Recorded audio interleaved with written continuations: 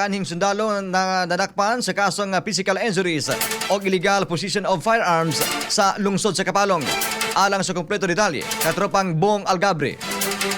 XFM Report. Nadakpan sa kapulisan ang usa ka 51 anyos nga retirado nga sundalo human giakusahan sa pagpangulata sa iyang anak nga babae ug pagpanag-iya ug armas nga walay husto nga dokumento sa Kapalong, Davao del Norte. Sumala sa Kapalong Municipal Police Station. Alas 4:30 ang tagna sa hapon niadto nakalabay nga adlaw. Miadto sa istasyon sa kapulisan si Kyle Salvami Ferrer aron i-report ang insidente sa ilaga panimalay sa Purok 6, Barangay Simong, Kapalong. Sa investigasyon na sayran nga ang suspect nga nailang usa ka alias Roy ug ingong hubog nga nakiglali sa iyang anak nga si Fabi Salvani Ferrer, 21 anyos, ug gikulata kini pinagi-usap sa pagsumbag sa naong ug likod human kini nga milaban sa iyang inahan. Human sa bang insidente, mikagyo ang suspect apan galayon siyang nadakpan sa gipahigayong hot pursuit operasyon sa kapulisan sa ilahang umahan. Sa pagdakop na kumpiskar gikan sa suspect ang usa ka .38 caliber revolver nga walay serial number ug adunay upat ka mga buhing bala. Ang suspect karon ana sa kustodiya sa Kapalong Municipal Police Station alang sa pagpasaka sa angayang mga kaso samtang ang nakuhang armas ug mga ebidensya ipaubos kini sa ballistic examination sa Davao del Norte Forensic Unit sa Tagum City. Katropa siguruha nga lagsik kanunay ang imong lawas, pagtumar ug Sanson Vitamin C para immune system lagsik permi. Alang sa Negosyong Pilipino para sa Pilipinas, katropang Bong Umaki Algabre, XFM News.